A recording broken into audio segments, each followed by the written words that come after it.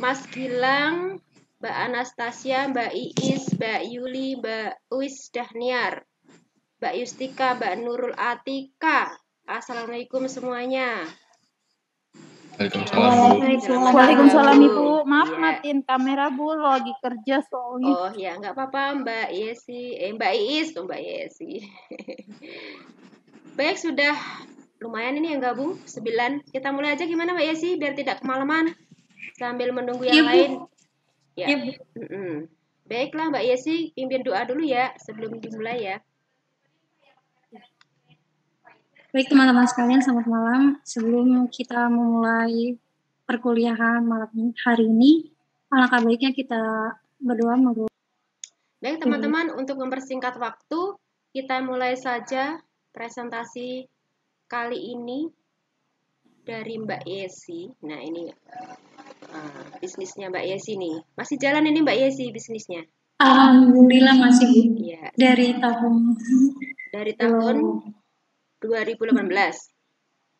Enggak Bu, sebelumnya. Oh, mantap. Punya itu ya? Punya toko sendiri? Kalau untuk toko kita tidak punya ya Bu. Jadi saya cuma memasarkannya dan menjualkannya lewat handphone. Oh iya. Baiklah, untuk mengetahui lebih lanjut tentang bisnisnya Mbak Yesi, di sini Yesi Sell. Ya, silahkan kepada Mbak Yesi untuk mempresentasikan bisnisnya. Terima kasih Bu. Assalamualaikum warahmatullahi wabarakatuh. Waalaikumsalam Selamat malam, salam sejahtera untuk kita semua. Shalom, Om Swastiastu, Namo Buddhaya, salam kebajikan. Yang saya hormati Ibu Indria Sukma Siklinisi selaku dosen analisis kelihatan bisnis, dan yang saya hormati teman-teman sekalian yang tidak saya sebutkan satu persatu namun tidak mengurangi rasa hormat saya kepada teman-teman sekalian. Izinkan saya pada malam hari ini mempresentasikan bisnis yang sedang saya jalani, yaitu Yesi Sell. Boleh di next Bu? About my business. Bisnis saya yaitu menjual pulsa yang sudah lama dijalankan dari tahun 2017 sampai dengan sekarang. Dan visi misi saya yaitu visinya menjadikan keunggulan berbisnis pulsa yang mampu bersaing dengan kompetitor lain. Dan misinya yaitu 1, menciptakan peluang usaha bagi mitra bisnis atau downline, dan 2, menjadikan usaha bisnis yang memberikan kenyamanan, kepercayaan, dan kepuasan bagi konsumen dan mitra bisnis.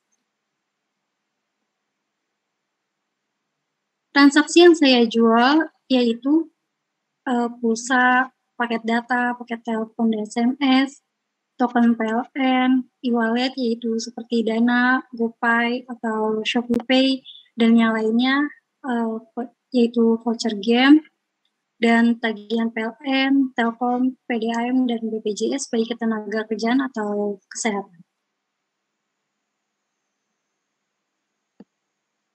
Tujuan usaha saya yaitu 1, mempermudah pembelian pulsa oleh operator maupun pembayaran yang lain tanpa keluar rumah. 2, memberikan harga yang terjangkau. Dan 3, mendapatkan penghasilan tambahan dan laba yang menguntungkan. Aspek usaha. Dari aspek keempat ini yaitu yang pertama target, dapat diperjual di semua kalangan baik anak-anak, dewasa, remaja maupun orang tua. Dan pemasarannya melalui Instagram dan WhatsApp. Boleh di next. Selanjutnya aspek usaha yang ketiga yaitu teknologi. Teknologi di sini saya menggunakan telepon seluler, aplikasi pulsa, dan serta m-banking untuk mentransfer pembelian saldo dan menerima semua transaksi yang masuk secara pembelian-pembelian yang lain melalui m-banking.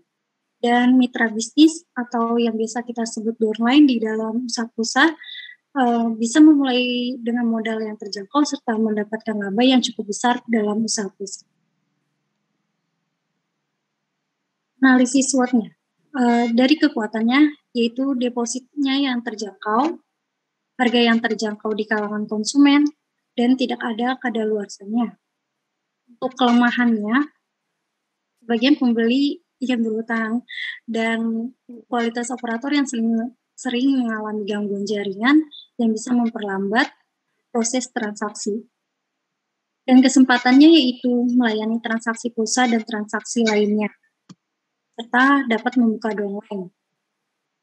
Dan ancamannya yaitu hadirnya kompetitor baru.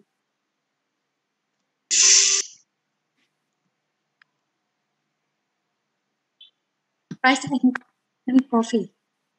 Boleh di dari saya di sini menjualnya dari harga Rp1.000 dan keuntungannya mulai dari Rp400 sampai Rp45.000 per transaksi plus. My business partner is partner bisnis saya yaitu sepupu saya sendiri, dan kami telah menjalani usaha ini memasuki di perusahaan yaitu PT Performa Indo Lestari yang berada di Kemayoran, dan kami telah memasuki bisnis ini dari Agustus 2021 dan penghasilan per bulannya kita diberikan 1.500.000 untuk 15 karyawan per bulannya.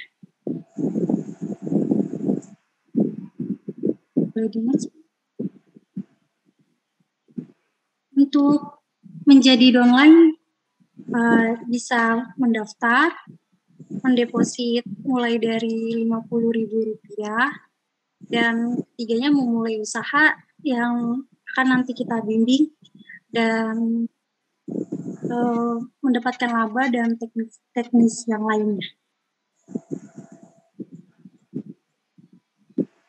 Yang presentasi dari saya, kurang lebihnya saya mohon maaf. Bila ada pertanyaan, saya persilakan. Ya, terima kasih Mbak Yesi sudah dipresentasikan ya bisnisnya. Baik Bapak Ibu dan teman-teman, apakah ada pertanyaan? Pertanyaan terkait dengan bisnisnya Mbak Yesi?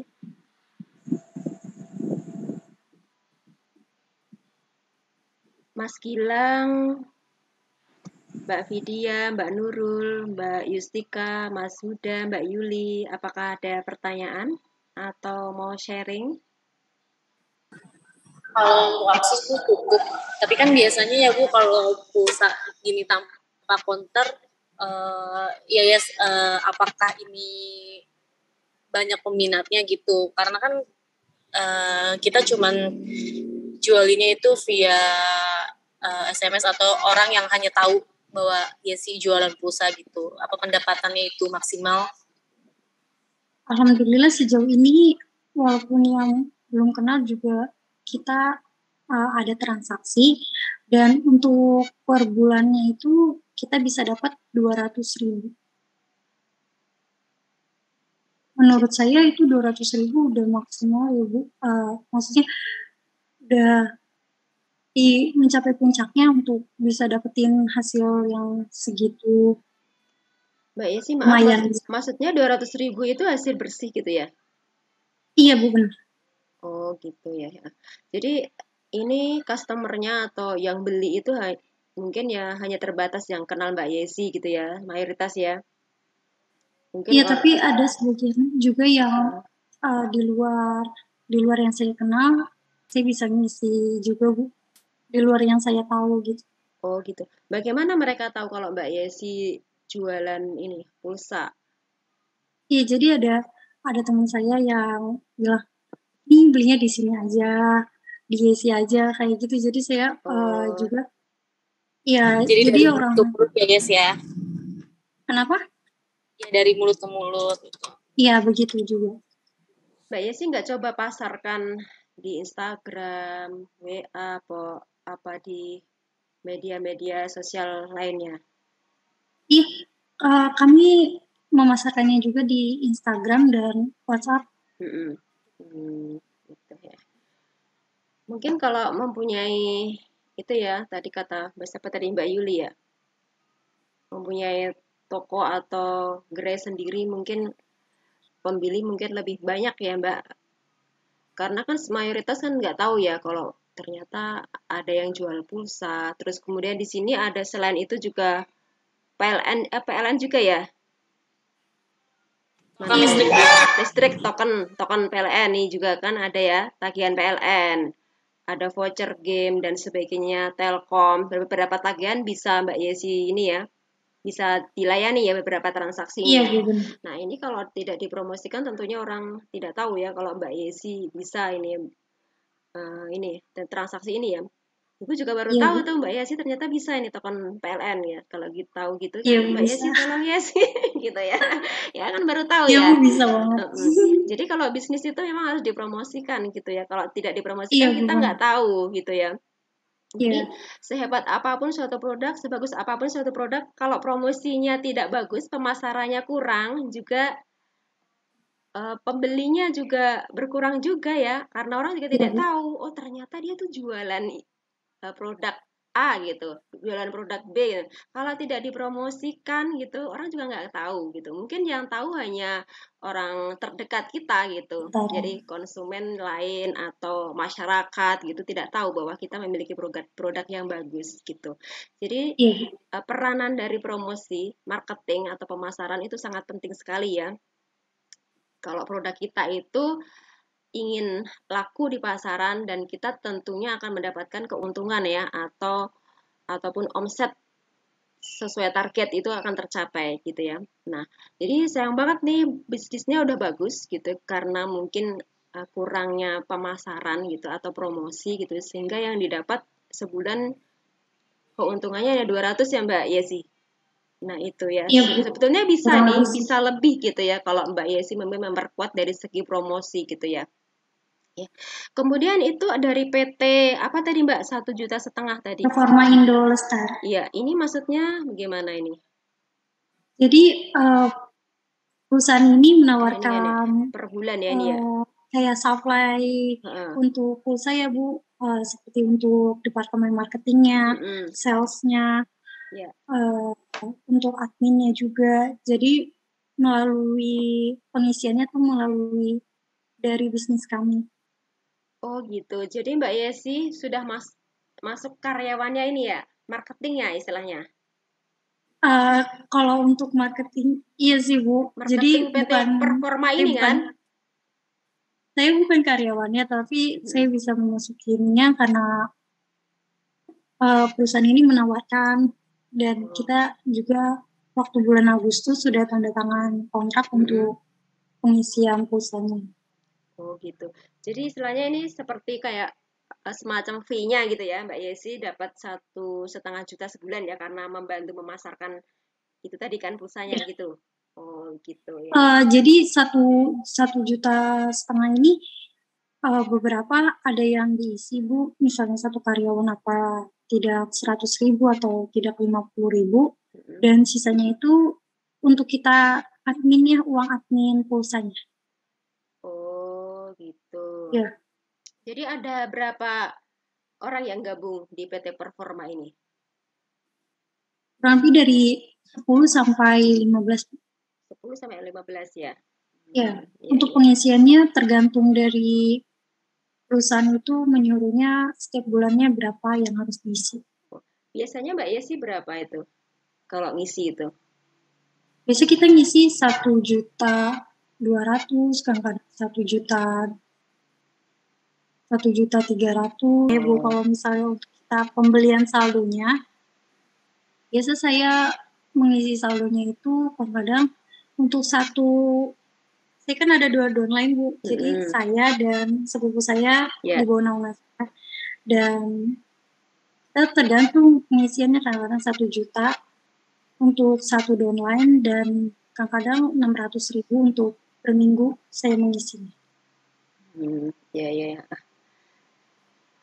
Nah, pernah nggak dalam 1 bulan itu sampai nggak habis gitu, ngisi tadi 600, 1 juta itu nggak habis gitu? Pernah nggak mengalami? Nggak pernah sih Bu, alhamdulillah kita selalu habis, dan kadang-kadang harus ditunggu dulu kalau misalnya dia mau ngisi pulsa karena Tunggu emang habis, ntar dulu ya, top up dulu iya gitu. Oh, iya iya, iya, iya. Iya, karena keterbatasan juga kerja. iya, ya. Udah bagus nih ya, Mbak, bisnisnya, tolong dikembangkan lagi ya. Dan jangan Iya lupa Bu, itu promosinya dikuatkan lagi gitu ya. iya baik, Biar usahanya ini semakin berkembang ya. iya Bu baik. Oke, Bapak Ibu, teman-teman ada pertanyaan atau ada masukan? Sudah jam 8 ini. Udah, Udah udah Bu, saya, Bu. cukup. Oke, udah cukup. Dari Terima kasih. Ya, siapa ini? Tadi Mbak Trinisha Bu. Iya, Bu. memberikan masukan atau saran atau pertanyaan? Pertanyaan ke Mbak Yesi. Oh ya, iya silahkan. Mbak Yesi mau nanya dong, iya kan Mas. sekarang udah zamannya e-money ya, maksudnya banyak cashback juga gitu. Terus Iya. gimana sih cara mempertahankan usaha di tengah persaingan gitu? Sedangkan sekarang aja kan ada pay letter gitu kan, pay letter kita bisa dapat cashback gitu. Bisa beli apa aja bahkan. Nggak cuma pulsa. Terus Baik. cara mempertahankan bisnisnya itu gimana Mbak Yesi? Makasih. Ya, baik. Ibu saya izin menjawab pertanyaan Ya, terlebih. silahkan Mbak Yesi. Kita di sini juga di aplikasi pulsa kita sendiri juga suka ada diskon dan kita tidak dapat apa ya namanya nggak sungkan untuk menawarkan dan memberikan diskon itu di bawah harga yang biasa kita jual dan kita selalu apa ya memberikan diskon kalau misalnya ada maksudnya kalau misalnya harga di bawah apa sih namanya kayak di bawah aplikasi itu kan biasa jual 102. Nah, di aplikasi ini biasa ada diskon Bu. Jadi kita jual misalnya 95.000. Jadi diskonnya Nah, karena dari aplikasi itu ya, Mbak ya? ya dan kadang-kadang Otomatis kalau ya misalnya dapat ya. kita ya dan kadang-kadang kita juga kalau misalnya ada event-event atau acara untuk yang lainnya, kan kita juga menawarkan ini promosi ini ada diskon loh di aplikasi Mumpung untuk diskon, ayo token. beli pulsa gitu, beli kuota. Minggu kemarin baru aja ada diskon Bu. Biasanya yang kita jual token PLN itu 22.000, kita turut jadi 18.000. Jadi kan Infoin untuk dong Bapak Mbak, Ibu ya infoin Bu. dong Mbak Yesi kalau ada diskon, infoin. Iya. Nah kali juga kan biasa untuk ibu-ibu rumah tangga itu kebanyakan juga yang beli untuk bayar tagihan PLN dan membeli token PLN ya Bu. Kan jarang ya kalau misalnya untuk kadang-kadang ke Indomaret juga adminnya katanya mahal. Jadi yaudah ke kita aja gitu Bu. Itu bagus itu Mbak, dipromosikan itu, peluang itu ya. Ya. Benar tuh katanya Ibu. Iya. Yang penting adalah promosinya ya itu bisa di FB atau bisa di WhatsApp status gitu atau di Instagram.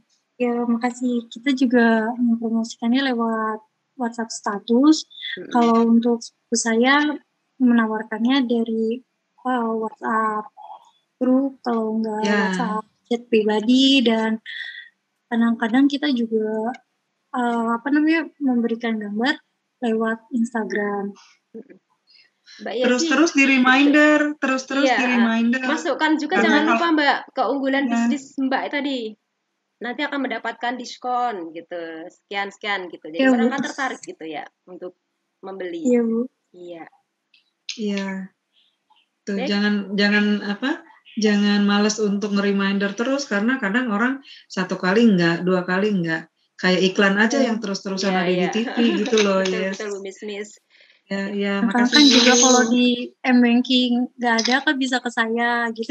Oh. Boleh. Baiklah teman-teman, Bapak Ibu. Jadi kalau butuh pulsa, butuh beli kuota atau token PLN, jangan lupa ya kontak Mbak Yesi. YESSSY. Nomor teleponnya sekian Mbak. Promosiin dong Mbak Yesi. Iya, Gitu Bu. ya. Jangan lupa ya teman-teman, kontak Mbak Yesi kalau butuh kuota ya, kuota, pulsa, token listrik, bayar BPJS dan sebagainya, kontak aja Mbak Yesi. Baik Bu, saya juga suka ngutang sama Yesi. Oh gitu. Nggak apa-apa ngutang, yang penting bayar. Baik, ada Bisa aja tanyakan kamu lagi. minat.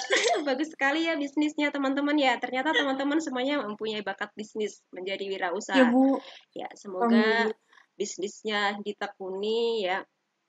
Dan ulet ya, jangan mudah menyerah ya. Terus berusaha pantang mundur ya, istilahnya berusaha terus gitu. Insya Allah bisnis yang kecil nanti kalau kita tekun, kita caranya mempromosikan bisnis kita dengan baik, insya Allah nanti dari kecil akan menjadi besar, ya kan? Baik Bapak Ibu, kalau tidak ada pertanyaan, saya akan share materi kita pada malam hari ini. Baik, bismillahirrahmanirrahim. Pada malam hari ini kita akan melanjutkan kuliah kita analisis kelayakan bisnis, pertemuan ke-11. Pada pertemuan ini kita akan belajar tentang aspek risiko dalam bisnis. Ya. Oke, Bapak Ibu, mungkin sudah pernah mendapatkan mata kuliah ini kan, mata kuliah manajemen risiko. Ya, di semester lalu ya kan sudah pernah mendapatkan mata kuliah ini ya. Jadi pada kesempatan ini kita mengulang kembali apa yang dimaksud dengan manajemen risiko. Nah, gitu. Sebelum kita melanjutkan materi kita, saya ingin menanyakan kepada Bapak Ibu, apa yang dimaksud dengan risiko? Atau definisi dari risiko itu apa? Ayo, Bapak Ibu kan sudah pernah nih belajar manajemen risiko. Nah, definisi risiko itu apa sih? Kenapa sih kita perlu mempelajari tentang manajemen risiko gitu? Oke, ada yang bisa menjawab? Ya, Bu Yesi. Ya, Mungkin coba Mbak Yesi. risiko Ya, itu adalah akibat yang terjadi dalam proses yang akan datang ya, Bu. Akibat yang akan terjadi Iya. di masa yang akan datang. Jadi akibat. Iya. Ya. Oke, yang lain? Saya Bu. Maaf, siapa tadi Mbak Is ya? Ya Bu. Ya, silakan coba Mbak Is apa? Resiko itu mungkin kan kita mau buka usaha nih contohnya nih. Jadi kita harus memikirkan ke depannya untuk resiko-resikonya dalam bisnis kita ini. Misal kayak kita mau bisnis pakaian nih, resikonya mungkin pakaiannya harus yang motif terbaru gitu. Kalau mau kita beli motif-motif yang lama, otomatis kan takutnya nggak banyak peminatnya gitu loh.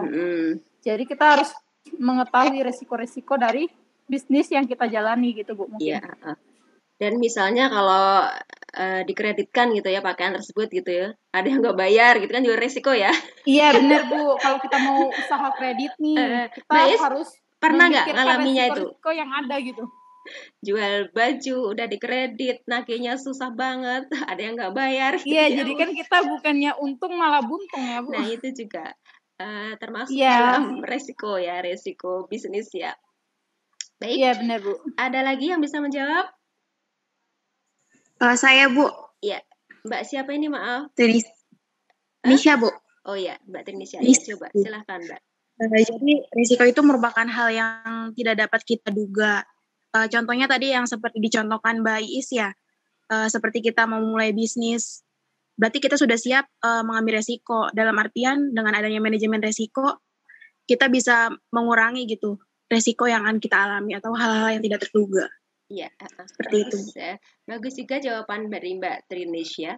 Jadi dengan kita mengetahui resiko ini, jadi kita ketahui dulu nih, untuk mengantisipasi kerugian yang lebih besar ya, gitu. Jadi, wah resikonya ini nih, kalau mengambil langkah ini nanti resikonya ini. Jadi kita mengantisipasi dulu sebelum terjadi kerugian yang lebih besar, gitu. Baik, ada lagi yang memberikan pendapatnya tentang definisi risiko? Kita belajar bersama di sini ya Bapak Ibu ya. Jadi saya kan namanya manusia biasa ya, nggak semua ilmu saya kuasai. Jadi mungkin saya ada yang tidak tahu dan teman-teman lebih tahu, mempunyai pengetahuan atau pengalaman yang lebih daripada saya, kita sharing di sini nggak apa-apa, kita belajar bersama. Bu, Ya. boleh saya coba ya, Bu? Ya, boleh, silahkan Bu Miss. Kalau menurut saya risiko adalah kerugian di dalam usaha kita yang bisa terjadi kala usaha kita berlangsung ataupun di masa yang akan datang. Jadi resiko itu seminimal mungkin kita bisa antisipasi. Misalnya resikonya kita kita lakukan meminimalkan resiko, memitigasi resiko, gitu kan? Bisa kita dengan cara misalnya lewat asuransi atau pencadangan biaya gitu. Iya. Karena ya memang tadi yang disebut sama Trinisha, kita nggak tahu itu kapan resiko akan terjadi gitu loh, Bu. Ya, terima kasih Bu Miss. Masih ingat ya ternyata materi yang lalu ya, ini semester lalu ya, manajemen risiko. Iya. Mengingat kembali, mengulas kembali. Apa sih definisi risiko? Jadi sebelum kita membahas manajemen risiko itu apa, kita mengulas kembali apa yang dimaksud dengan risiko ya. Oke, Mbak Yuli, Mbak Cupe yang cantik, bisa dibacakan pengertian risiko. Ya, Bu. Pengertian resiko yaitu segala kemungkinan terjadinya peristiwa yang dapat merugikan perusahaan atau KBBI. Ini menurut Kamus Besar Bahasa Indonesia. Ya. Ya. Dan resiko adalah bahaya, akibat atau konsekuensi yang dapat terjadi akibat sebuah proses yang sedang berlangsung atau kejadian yang akan datang. Hanafi 2006. Ya, terima kasih Mbak Yuli sudah dibacakan. Jadi teman-teman tadi pendapatnya benar ya, bahwa resiko itu adalah kemungkinan yang akan terjadi atau peristiwa yang akan terjadi gitu, yang dapat merugikan perusahaan gitu ya. Jadi sebelum kita mengalami kerugian yang besar gitu ya, kita harus mengantisipasi dulu gitu ya. Mitigasi risiko dulu. Risiko apa saja yang akan terjadi nanti jika bisnis itu kita jalankan gitu ya. Namun terkadang ada juga risiko-risiko yang datangnya tidak kita duga ya, seperti bencana alam itu kan tidak kita duga ya, seperti pandemi COVID-19 ini ya, kan kita tidak pernah menyangka atau tidak pernah memitigasi bahwa akan ada pandemi ya. Kemudian seperti bencana alam, banjir gitu ya, tanah longsor itu kan memang di luar dari perkiraan kita ya, di luar dari mitigasi risiko yang sudah kita buat gitu ya. Nah, nanti kita akan pelajari lebih lanjut gitu ya, apa saja manajemen risiko gitu ya, dan apa yang harus kita lakukan ya. Jadi risiko itu terkait dengan ketidakpastian ya, ketidakpastian risiko. Jadi ya, kalau kita berusaha tentunya kita kan mengharapkan keuntungan gitu ya. Ya, tidak ada kerugian. Namun namanya juga kita berjalan ya, pasti ya ada saja halangan, ada saja hambatan, ada saja kejadian-kejadian yang tidak kita inginkan gitu ya. Jadi ketidakpastian risiko ini ada dari segi ekonomi, kemudian dari segi politik, dan juga dari adanya ketidakpastian dari segi alam gitu ya. Nah, ketidakpastian ekonomi ini disebabkan oleh kejadian-kejadian yang timbul akibat gejolak ekonomi di suatu negara ya. Misalnya adanya krisis ekonomi yang berkepanjangan gitu ya.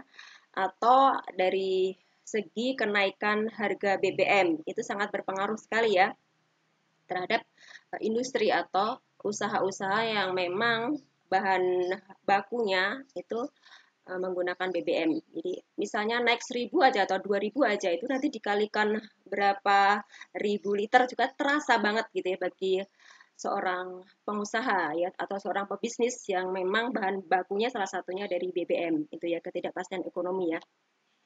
Nah, seperti dalam kondisi pandemi COVID seperti sekarang ini ya, ini adanya ketidakpastian ekonomi ya, karena adanya PPKM, jadi banyak yang ditutup ya, kantor ditutup, terus kemudian rumah makan yang usaha kuliner gitu. Kemudian Mbak Trinisya mungkin merasakannya ya, ditutup gitu, diminta tutup, kita mau jualan, mau berdagang, malah diminta tutup. Nah, itu akan sangat terasa sekali. Nah, itu karena adanya ketidakpastian ekonomi. Nah, ini adalah merupakan bagian dari risiko bisnis kita ya. Kemudian juga adanya ketidakpastian politik. Nah, ketidakpastian politik ini tentunya disebabkan karena kejadian-kejadian politik ya yang timbul ya. Biasanya ini kalau di Indonesia itu setelah pemilu biasanya ya terjadi kerusuhan, itu juga ketidakpastian politik ya sangat berpengaruh. Kemudian setelah itu nanti kan diangkat tuh ya pejabat ya, setelah dilantik kemudian diangkat, kemudian setelah diangkat presiden mengangkat menteri-menteri dan pejabat-pejabat di bawahnya dan seterusnya. Tentunya kebijakan yang diambil gitu atau peraturan-peraturan yang ditetapkan tentunya akan sedikit mengalami perubahan gitu ya dari pejabat atau pemimpin sebelumnya. Nah, ini. Nah, kalau peraturan-peraturan atau kebijakannya itu mendukung dengan kita sebagai seorang pebisnis, misalnya ya, kita ini sebagai bisnis gitu atau pengusaha gitu ya, sangat mendukung usaha kita gitu. Tentunya akan memberikan angin segar ya untuk kita. Tetapi kalau dikeluarkannya undang-undang atau peraturan yang kemarin tuh yang sempat ricuh, yang dianggap seorang pengusaha atau pebisnis itu tidak mendukung bisnisnya bahkan merugikan, tentunya akan terjadi gejolak ya di masyarakat gitu. Nah, ini adalah dari segi ketidakpastian politik gitu ya. Kemudian ketidakpastian alam. Nah, ini juga terkait dengan kejadian-kejadian yang memang di luar perkiraan kita ya. Karena memang ya ini qadarullah, memang kehendak Allah gitu ya. Mau tidak mau ya gimana ya, kita harus menyikapinya ya dengan sabar gitu. Anggap suatu itu adalah ujian cobaan bagi usaha kita. Misalnya ya, kejadian alam itu adanya banjir gitu, tanah longsor gitu. Kejadian-kejadian yang di luar kendali kita ya, karena memang itu kejadian alam gitu ya. Kalau suatu usaha gitu ya, punya aset di situ kemudian tiba-tiba banjir, tentunya ada aset-aset itu yang rusak gitu ya, seperti misalnya contoh perusahaan konveksi atau Mbak Iis usaha pakaian gitu ya, tiba-tiba banjir, banyak pakaiannya terendam gitu ya. Kalau terendam hanya air sih bisa dicuci dikeringin, tapi kalau campur lumpur itu kan juga sangat susah ya untuk membersihkannya, dan kualitas dari barang tersebut juga akan sangat terpengaruh ya. Kualitasnya kan sangat berbeda ya, karena sudah kebanjiran gitu, campur lumpur gitu. Tentunya pembeli juga yang mau beli juga mikir-mikir ya, tentunya milih barang juga yang berkualitas ya. Nah, ini adalah ketidakpastian dari risiko, ada dari faktor ekonomi, politik maupun dari faktor alam gitu ya. Nah, kemudian ini ada pengertian risiko lagi menurut Abbas Salim. Jadi risiko adalah ketidakpastian yang mungkin melahirkan peristiwa kerugian. Nah, ini ya. Itu tadi sudah kita bahas tadi ya. Nah, untuk berikutnya definisi dari manajemen risiko. Nah, ya. Ini adalah materi yang sudah didapatkan ya. Baik. Dibaca, bisa minta tolong dibacakan Mbak Trinisya. Iya, Bu. Ya. Pengertian manajemen resiko. Menurut Bramantio ya, Bu. Ya. Manajemen risiko merupakan proses terstruktur dan sistematis dalam mengidentifikasi, mengukur, memetakan, serta mengembangkan alternatif penanganan risiko, dan memonitor serta mengendalikan penanganan risiko. Ya, terima kasih Mbak Trinisya sudah dibacakan.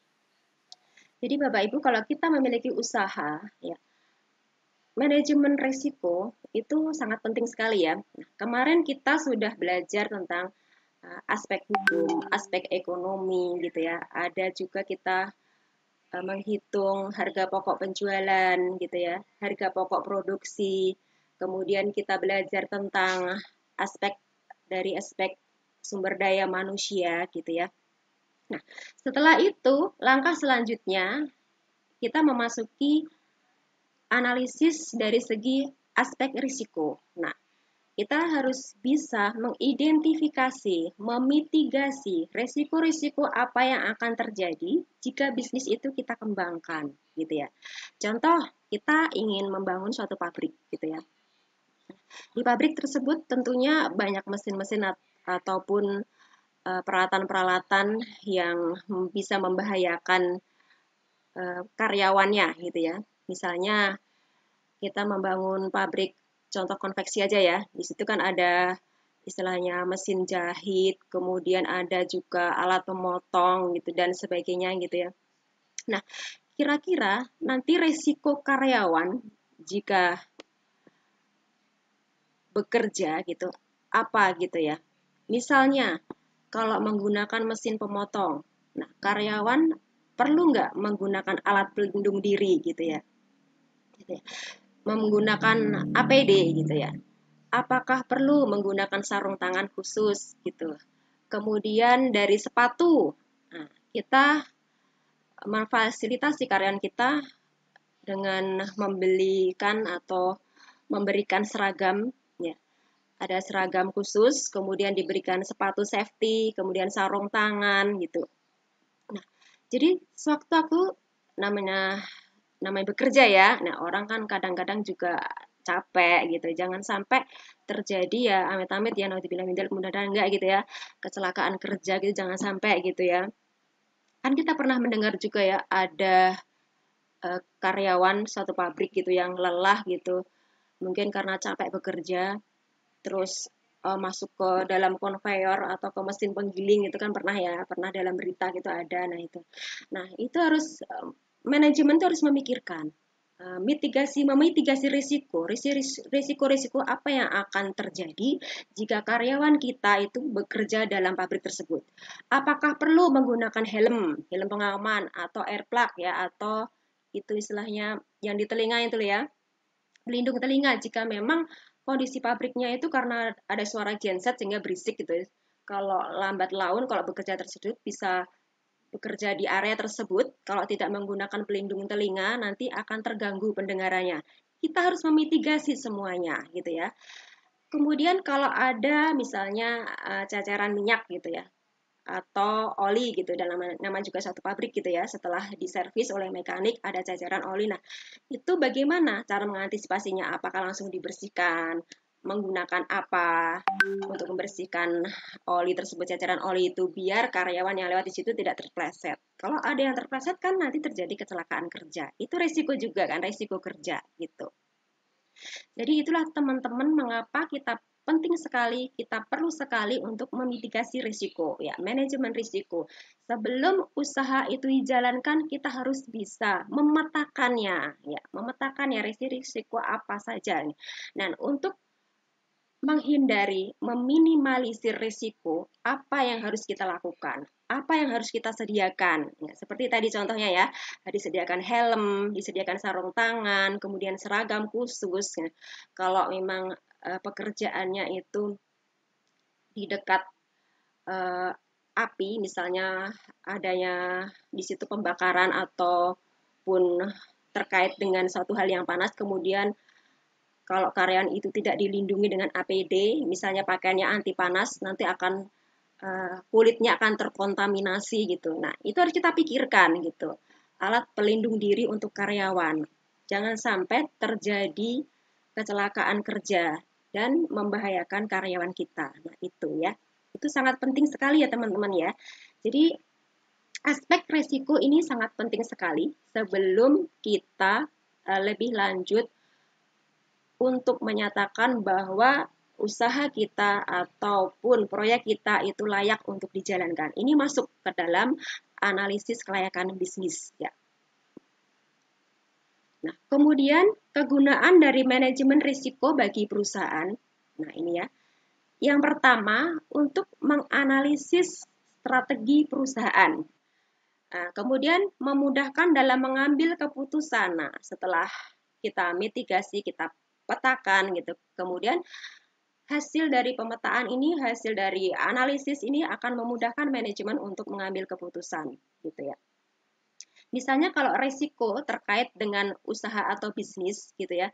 Misalnya kalau produk kita, gitu, kualitasnya, gitu ya, kurang bagus, nanti resikonya apa? Gitu. Resikonya nanti kita akan kalah bersaing, gitu, dengan perusahaan lain. Gitu. Jadi kita harus berupaya agar produk kita selalu bagus gitu, selalu berkualitas, menjaga kualitas itu penting gitu. Ini juga kita perlu mitigasikan ya.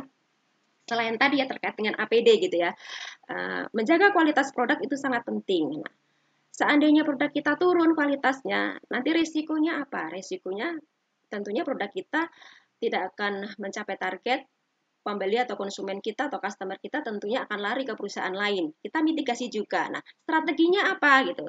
Strategi yang kita ambil gitu. Ini istilahnya tadi setelah dianalisis, kemudian manajemen mengambil keputusan gitu ya.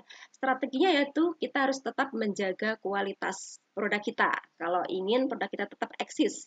Nah, kalau ingin produk kita tetap laku di pasaran, gitu. Kalau tidak ingin produk kita ini kalah bersaing dengan perusahaan lain, gitu ya. Kemudian untuk berikutnya rencana keuangan yang telah disusun sebelumnya tetap akan terjaga. Nah ini, dengan adanya mitigasi risiko ini, tentunya dari segi finansial ini tentunya sangat menguntungkan sekali ya. Karena dari segi perencanaan, manajemen kan sudah membuat perencanaan nih ya. Untuk biaya SDM sekian, biaya asuransi sekian, kemudian untuk biaya operasional sekian, bahan baku sekian dan sebagainya itu kan sudah dipetakan semua, biayanya sudah tersusun gitu ya. Nah, jika risiko tersebut sudah kita minimalisir, tentunya biaya-biaya yang tak terduga tidak akan keluar, istilahnya ya diminimalisir gitu. Misalnya tadi adanya kecelakaan kerja gitu. Nah, tentunya kita akan keluar biaya lagi kan, biaya pengobatan karyawannya, kemudian biaya urusan dengan pihak kepolisian, pihak ketenaga kerjaan gitu, dan santunan kepada keluarga dan sebagainya, itu kan biaya-biaya tak terduga gitu. Nah, dengan adanya dimitigasi risiko ini, kita akan meminimalisir biaya yang tak terduga yang keluar gitu ya. Jadi dari segi finansial itu akan berjalan sesuai dengan perencanaan gitu ya. Jadi biaya pos-pos biaya sudah ditetapkan, biaya untuk bahan baku, biaya untuk SDM, biaya untuk operasional, untuk transportasi dan sebagainya itu sesuai dengan pos-posnya. Jadi tidak ada biaya-biaya yang tak terduga yang di luar dari perencanaan gitu. Jadi maksudnya di sini adalah rencana keuangan yang telah disusun sebelumnya tetap akan terjaga gitu ya. Kemudian dapat memenuhi semua kebutuhan perusahaan. Nah ini, seperti yang tadi saya jelaskan ya. Jadi usaha itu sebelum dijalankan tentunya ada perencanaan gitu. Nah, jadi dengan adanya mitigasi risiko ini, apa-apa yang sudah direncanakan, apa-apa yang sudah ditetapkan, apa-apa yang sudah dipetakan akan berjalan sesuai dengan perencanaan, insya Allah ya, karena kita sudah memitigasi risiko dulu, meminimalisir risiko dulu, jangan sampai ya terjadi kejadian-kejadian yang tidak kita inginkan gitu, sehingga membuat perusahaan rugi gitu. Jadi sini dapat memenuhi semua kebutuhan perusahaan. Kemudian yang terakhir ini meningkatkan produktivitas perusahaan ya, tentu ya. Kalau semuanya sudah kita rencanakan gitu, berjalan sesuai dengan target gitu ya, tentunya akan meningkatkan produktivitas perusahaan. Perusahaan elektronik ya, 1000 unit televisi gitu dalam 1 bulan mencapai target, karena tidak ada kejadian-kejadian itu ya yang di luar kendali kita tadi ya. Jadi semuanya tercapai target, produktivitas perusahaan pun akan meningkat gitu ya. Karena biaya-biaya tadi emang sudah kita fokuskan gitu, kita tetapkan untuk produksi ya, untuk SDM sudah dipos-poskan masing-masing, tidak ada dana-dana taktis yang dikeluarkan karena adanya kejadian-kejadian di luar keinginan kita gitu. Inilah Bapak Ibu kegunaan manajemen risiko bagi perusahaan. Jadi penting sekali ya sebelum kita memulai usaha, termasuk di dalamnya di sini adalah mitigasi risiko atau manajemen risiko, itu penting sekali. Ya. Nah, kemudian di sini ada macam-macam risiko, ya. Oke, bisa dibacakan Mbak Nurul Atikah macam-macam risiko? Ya, boleh, Bu. Macam-macam risiko dapat dibedakan dengan berbagai cara menurut Jojo Sudarso tahun 2003. Yang pertama, risiko yang tidak disengaja atau risiko murni. Yang kedua, risiko yang disengaja atau risiko spekulatif.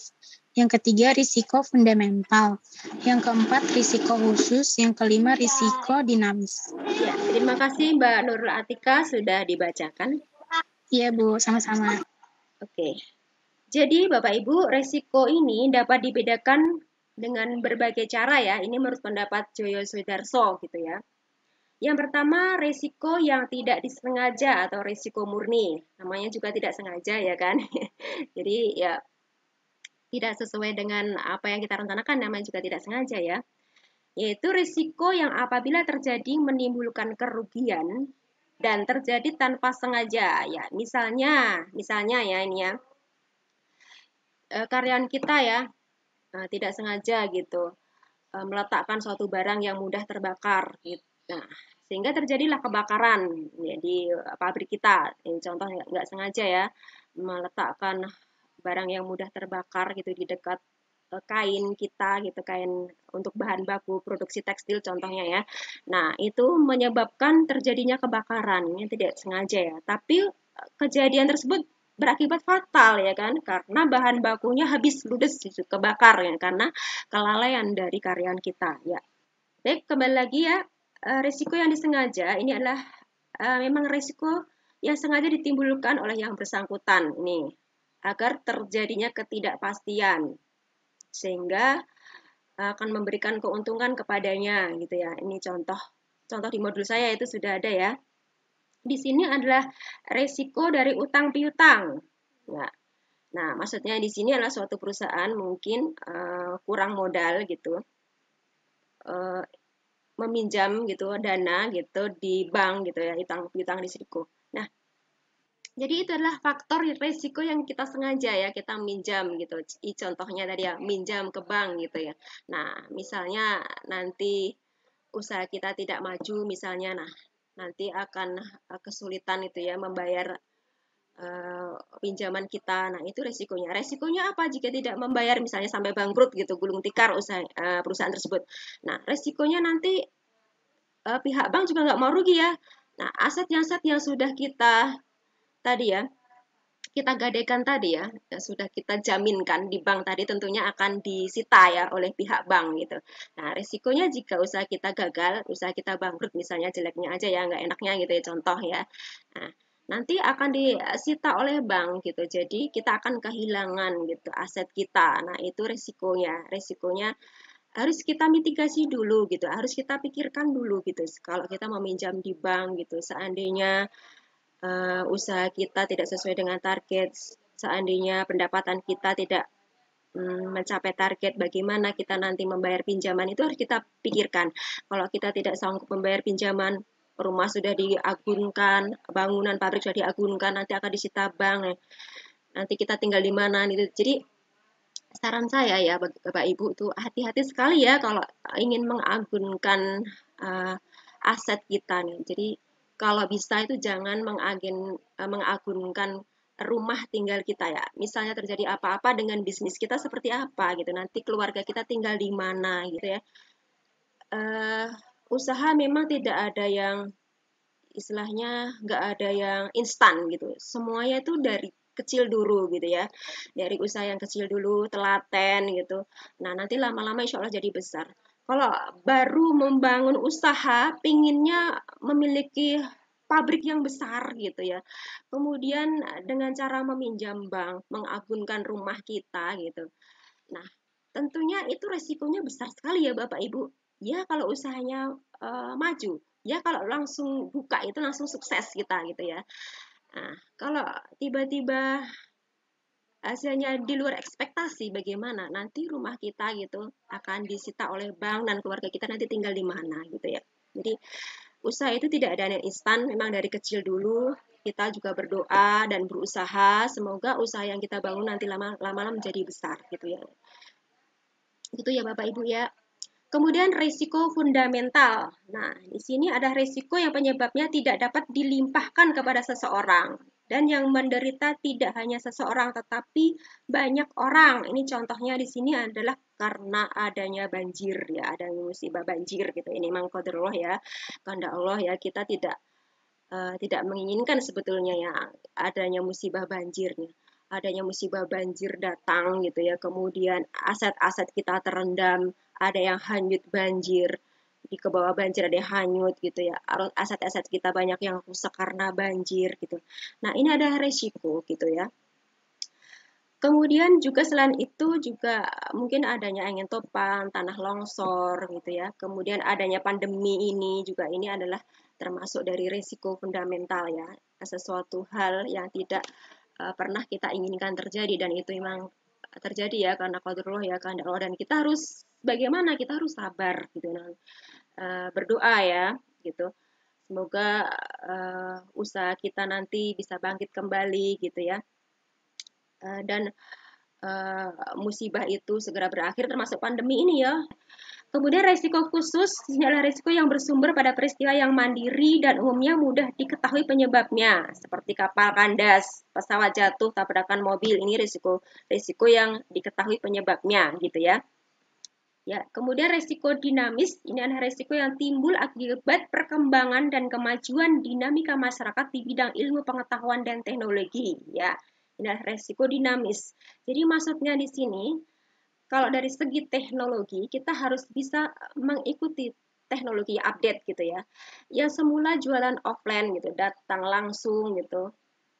Nah, sekarang ini dengan adanya teknologi semakin berkembang, sekarang jual beli via online, atau dari Mbak Trisnisha ya, yang semula konsumen atau pembeli itu datang langsung ke warungnya karena adanya ini teknologi ya online gitu, jadi dijualnya via GoFood, GrabFood gitu ya, dimasukkan dalam Instagram gitu ya. Nah, sehingga jual beli itu sekarang tidak harus datang langsung ke toko atau ke warung gitu, bisa via online jadi gitu ya. Jadi kita harus bisa update gitu ya, update teknologi. Nah, itu resikonya apa? Resikonya jika tidak mau mengikuti perkembangan teknologi ya kita akan ketinggalan gitu ya, ketinggalan dengan pesaing-pesaing kita. Nah, itu. Nah, ini macam-macam resiko. Nah, Bapak Ibu saya cepatkan ya. Saya dapat peringatan lagi nih. Oh, udah mau habis lagi nih. Nah, ditinjau dari sisi sumber penyebabnya ada resiko internal, kemudian resiko eksternal ya. Eksternal ya. Resiko internal itu adalah dari dalam perusahaan tersebut atau dalam organisasi tersebut. Seperti tadi contoh ya, adanya ketidaksengajaan karyawan gitu ya, tadi ya menaruh bahan baku sehingga menyebabkan kebakaran tadi ya. Kemudian kalau resiko eksternal ini adalah resiko dari luar kita, di luar perusahaan. Seperti tadi adanya bencana banjir, adanya pandemi, adanya tadi kecurian tadi di gudang ya, bahan baku kita dicuri orang, itu resiko dari eksternal ya. Kita percepat ya karena sudah mau habis. Kemudian ini macam-macam resiko ini. Ya, resiko ditinjau dapat tidaknya resiko yang dialihkan ke pihak lain, ada resiko yang dapat dialihkan ke pihak yang lain, dan resiko yang tidak dapat dialihkan ke pihak lain. Maksudnya di sini resiko yang dapat dialihkan ke pihak lain adalah contohnya ya, perusahaan mengasuransikan gitu ya, pabriknya atau aset-asetnya gitu. Nah, jika terjadi tadi contohnya tadi kebakaran atau bencana alam seperti banjir, nah nanti ini resiko kerugian tersebut bisa dialihkan karena nanti kita bisa mengklaim ke pihak asuransi. Nah, itu contoh ya. Kemudian resiko yang tidak dapat dialihkan ke pihak lain. Nah, ini contohnya bukannya ini sudah pernah saya contohkan waktu pertemuannya lalu ya. Nah, contoh ya, contoh Mbak Trinisha ya, di jalan gitu ya, tidak menggunakan helm, kemudian ditilang sama polisi gitu. Nah, ini resiko ini tidak bisa dialihkan karena memang kesalahan dari pribadi ya, pribadi internal gitu, nggak bisa dialihkan. Oh, digantiin aja Mbak Nurul Atika atau Mbak Isla yang ditilang dengan saya, itu tidak bisa ya. Jadi resiko yang tidak dapat dialihkan, itu contoh mudahnya ya. Nah, kemudian ada juga resiko yang dihadapi pengusaha, kemudian ada resiko real dan resiko psikologis. Nah, resiko real jika usaha kita tidak berjalan sesuai yang diinginkan, sesuai dengan target, tentunya resikonya apa? Resikonya kita akan bangkrut, kita akan gulung tikar gitu. Kemudian dari segi psikologis apa ya? Mungkin dari segi psikologis ini lebih ke dalam diri kita ya. Maaf contohnya misalnya stres gitu ya, kemudian malu gitu. Nah, itu lebih ke dari sisi psikologisnya gitu ya. Ini ya, jadi risiko real dan risiko psikologis ya, teman-teman ya. Saya jelaskan cepat ya, maaf ya, karena mau habis lagi waktunya.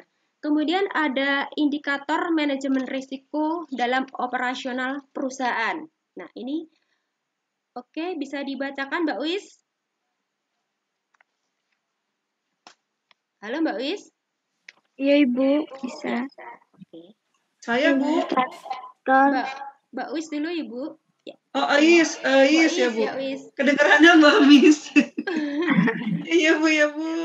Indikator manajemen risiko dalam operasional perusahaan. Persentase kenaikan biaya bahan baku, persentase kenaikan harga pokok penjualan, persentase kenaikan upah pekerja pabrik, persentase kapasitas produksi yang menganggur, persentase nilai investasi kapasitas yang menganggur. Ya, terima kasih Mbak Wis, Dahnia sudah dibacakan. Jadi ini adalah indikator manajemen risiko dalam operasional perusahaan. Nah, indikatornya apa sih? Kalau kita memiliki usaha itu risikonya apa saja sih, terkait dengan hal apa saja sih gitu ya. Di sini adalah adanya risiko tentunya persentase kenaikan biaya bahan baku. Ini jelas ya, sangat berisiko dengan usaha kita gitu ya. Jika bahan baku naik, tentunya berimbas atau berdampak kepada mana? Kepada apa saja? Nah, berdampak pada sini. Ini sangat terkait ya, berkelanjutan. Harga pokok penjualan juga naik gitu ya. Nah, nggak mungkin kalau bahan bakunya tetap kita nggak menaikkan harga pokok penjualan, nanti kita akan rugi. Nah, itu ya.